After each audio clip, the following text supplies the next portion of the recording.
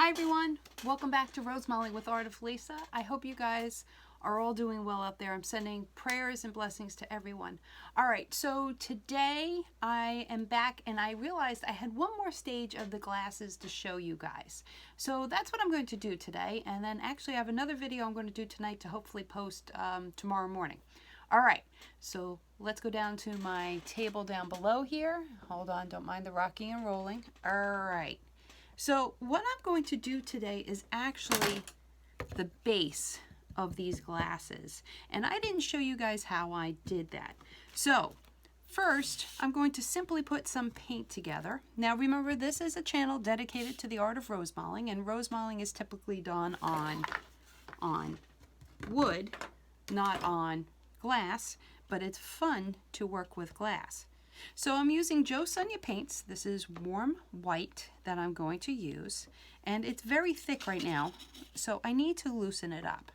So I have a medium set aside that I've used before, and it's literally Jo Sonja Flow, Retarder, and Glaze medium that I mixed together. And I will try to remember to put that in my notes at the bottom. Alright, so I am just mixing this together so it's nice and wet. When you're doing line work, which is what I do on this, and I should have an example, hold on.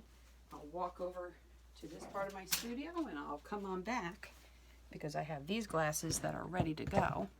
If you notice on the bottom here, let's see. Does that help? Yes. So if you can see on the bottom, I have some really nice delicate line work down there. And I want to make sure that my paint that I use, that is the line work paint, is nice and loose. Kind of like melted ice cream. Did you guys ever take your ice cream when you were kids and stir it up and use that and eat your ice cream that way? That's the best part with being kids, you know? God bless our children. All right.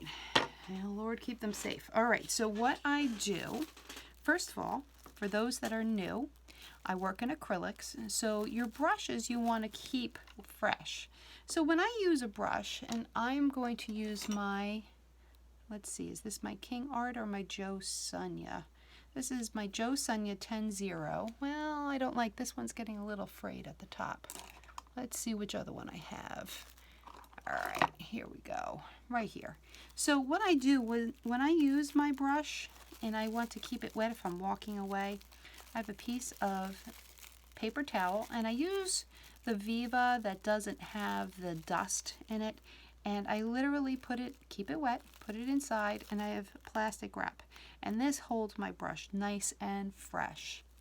All right, we're gonna put that aside. So I have my paint ready. Now, if you notice on this, I have these nice and even all the way around. Maybe I can bring that in a little closer. How's that? Okay. Make sure you're not rocking and rolling here. All right. So I try to keep these nice and even, and I found a kind of a neat way to help myself with that. So the company Klockit has these. Oh no! Ah! I went flying in there. Okay, let me clean that off. That's okay. I have paint on everything. So look at this nice circle all divided up into their proper even slots here. And what I like to do, and I have this in various sizes. Again, this is from Klockit. I got these a very long time ago through my father. So I have to check to see if they still make this. So if they do, I will also add that into the notes. All right, so what I do is I use my handy dandy Klockit here, and as you can see, it's measured off, and I measure and I put the center of the glass right on top of the lines here, and I want to divide this up in quarters. So the first thing I'm going to do, now normally I use a wet palette, but just to show you guys, you can use just a simple paper or plastic plate to help you. Plastic plate. I'm having trouble with my P's today. All right, so I'm going to go ahead and put a little dot on, and I'm going to just turn this here, right? And I'm still centered. There we go. go. I'm going to put a little dot here. Actually, it might be easier if I just come around. And then I'm going to put a little dot here. And then a little dot here. Okay? So now your dots are all in even spots. So this way, I can come back to it. And then I can start doing my line work. Hopefully you guys are close enough here. All right, so then I can just start putting my nice little detail in. All right, and I come around.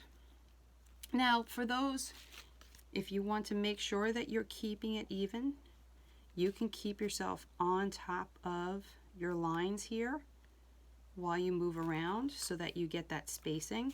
Now I've been doing this for quite a while, so usually usually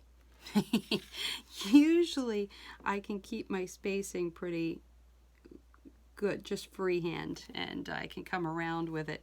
But you know, it's okay to have this underneath. I'll just move this around here, do the same thing, make sure it's all even, right? And my lines, I'm going to come and do this one. And around. Add some little dots. Now I'll take this away so you can actually see on the blue background here. All right, I'm going to do this guy here. And I'm not worried if it's not 100% perfect, but I want to have it as close as possible. So then I'm going to come in the opposite direction, right? You can make them meet. Oh, I didn't like that one. Ooh, don't like that one. It's because of the angle that I was trying to do that at. All right, let's see if I can do it this way. Let me see if you guys can see it as I do this. And this way. Here we go. Now, it doesn't always come perfectly every time I do it, but I do the best I can. Just like with taking the videos here.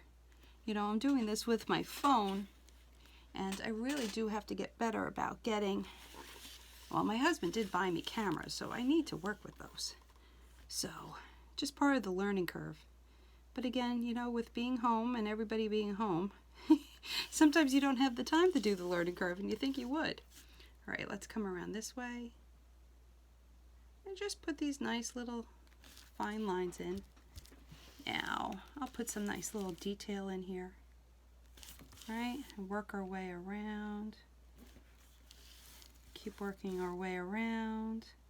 I find it's easier to do, instead of going like this and doing each leaf, I find it's easier to do each leaf in one direction and then come back and do the opposite leaf and just come around. All right, here we go. You know, and then you can add, let's put that there, add some dots in there. Okay, come around again, just keep moving it. Now obviously I haven't painted this whole glass yet, so I will do that. And please feel free to look back at my 2 other videos that I've recently done in regards to painting the glasses. They are a lot of fun to do, and as I've talked about it, they will be baked, so they're for durability. Oh, that looks kind of cool. Let's see, maybe a little chocolate chip doodad here. I like those little chocolate chips. Ready? Push the brush over and then just bring it down and do a swiggle. Push the brush over and swiggle. Push the brush over and swiggle. You know, just have fun with it.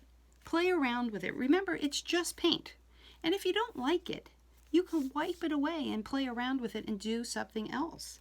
Because, again, it's just paint. Have fun. Life is about experiencing things. God gave us the opportunity to experiment and try new things and find our talents and find our blessings, and we go with it. All right. Let's see. I might be able to even put a few little dots in here. That might be fun. Just 1, 2. Just continue that look a little bit. 1, 2. 1, 2. All right. So now I'm done with this brush for right now. So what am I going to do? I'm going to open up my plastic. I'm going to open up my paper towel. I'm going to put it in there, push it down, move it over here, out of the way. And here you have the base of the glass. Kind of fun. All right, my friends. This was a quick one. I hope you enjoyed some time with me. Please remember, I'm going to put some notes down just to redirect you, and that I'll have some other videos coming. I hope that you find everything well in life, and you know, God is good. All right, take care, and I will see you later.